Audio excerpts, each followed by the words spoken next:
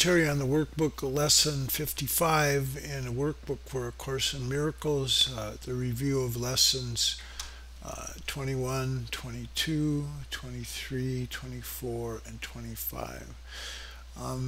For this review, I want to reinforce a couple of concepts that we've been looking at in these first 50 lessons and concepts that go throughout the workbook. The one is taking responsibility for our experiences, and the other is the process by which we evaluate them. Taking responsibility for our experiences is the only way, and recognizing that we are responsible for all of our experiences. Recognizing that and then evaluating them, whether we like them or don't like them, is the way by which we will get to this place that the Course is saying is quite possible for us, is to have perfect peace and perfect joy and perfect love all the time. So maybe by looking at chapter 7, a couple of sections in there, we can reinforce this idea of making up this false concept of ourselves and denying that we did it and projecting that out into the world and then blaming the world for what's going on with us. So in chapter 7, section 7 here, it says, being part of your mind, meaning the ego, being the part of your mind that does not believe it is responsible for itself, and being without allegiance to God, the ego is incapable of trust. Projecting its insane belief that you've been treacherous to your Creator, in other words, you've changed your perfection. It believes that your brothers, all the people, all the brothers and sisters in the world, it believes that they are, okay, so it believes that your brothers and sisters are as incapable of this as you are out to take God from you. So whenever a brother attacks another, this is what he believes. Projection always sees your wishes in others, and if you choose to separate yourself from God, that is what you will think others are doing to you. Okay, so it's just a way to hide the fact that we're doing it to ourselves. We're not aware of this going on, and as a student, we just have to accept this as a premise in learning, and proceed from there. So that's the first step, is taking responsibility, withdrawing our projections. And then the second step, or part of the steps then, is evaluating what our experiences are and asking ourselves, is that what we want? So in chapter 7 there's one paragraph here that relates to that evaluation process, in that it gives us some criteria. So it says, consider the kingdom you've made and judge its worth fairly. Kingdom means the world that you live in. Consider the kingdom you've made and judge its worth fairly. Is it worthy to be home for a child of God? Does it protect his peace and shine and love upon him? Does it keep his heart untouched by fear and allow him to give always without any sense of loss? Does it teach him that his giving is his joy and that God himself thanks him for his giving? This is the only environment in which you can be happy. You cannot make it any more than you can make yourself. It has been created for you as you were created for it. God watches over his children and denies them nothing. Yet when they deny him, they do not know this because they deny themselves everything. You could give the love of God to everything you see and touch and remember. You who could give the love of God to everything you see and touch and remember are literally denying heaven to yourself. So we need to go through this process of evaluation. It's the only one that will allow us to make another choice, and a choice that's dictated by the Holy Spirit. And it's this other perception of a world that's loving and peaceful and joyful. So back to the lesson here.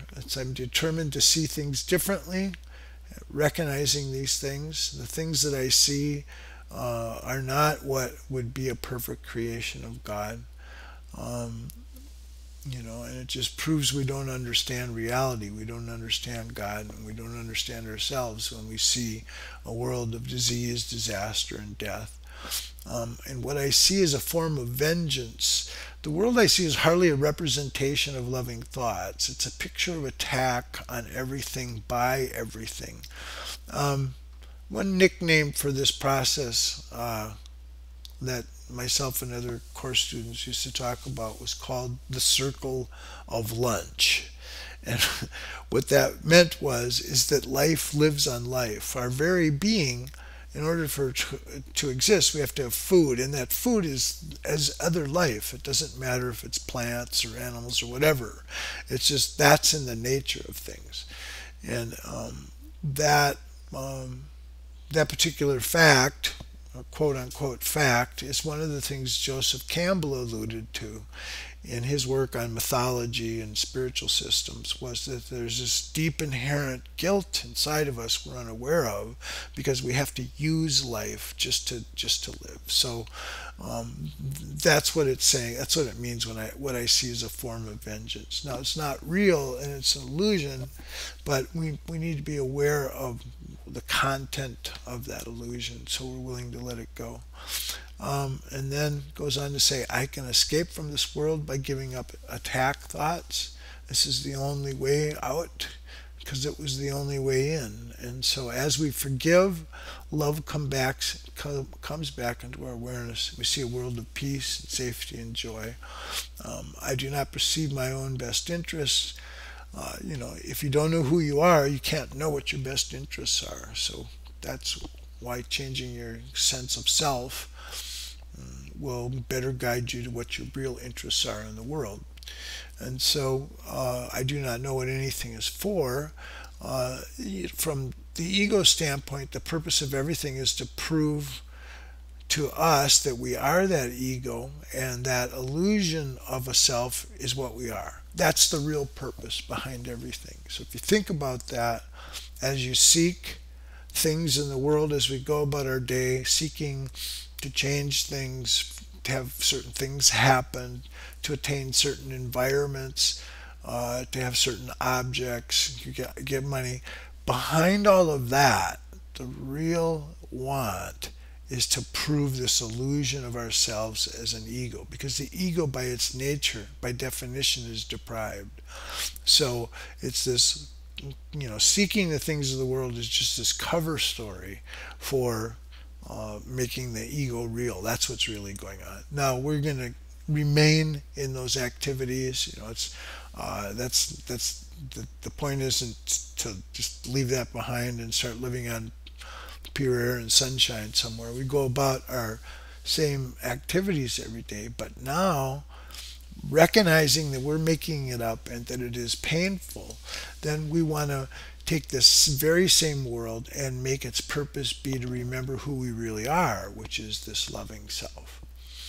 So those two ideas of projecting this responsibility for making the self onto the world, withdrawing it, doing that by evaluating how we feel about what our experience is. Is that what we really want? And do we want that painful experience? And then we have the ability to choose. And then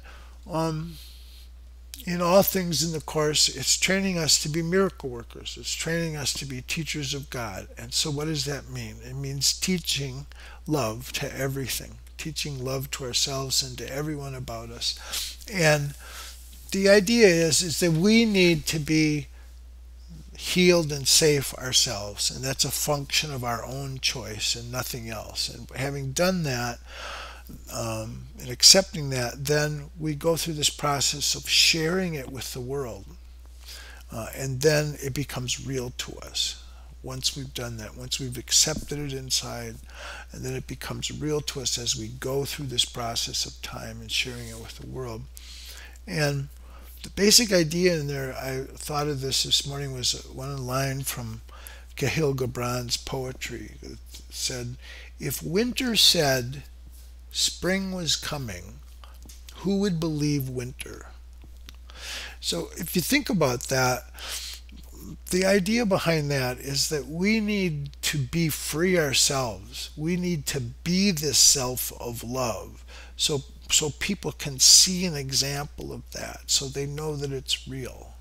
And so we can't demonstrate this loving self to others if we're not that ourselves. And that's what people need to see as a witness to this love that we've become. And then they can believe in the possibility of it. And that's what others have done for us. That's what the Course is doing for us. It's what Jesus or whoever our holy ideals are. They have done that for us, and they've witnessed to us and said there is this real world of love and you can attain it. And that's now what we need to do with our lives and with others. Okay, so that's it for today. Thank you.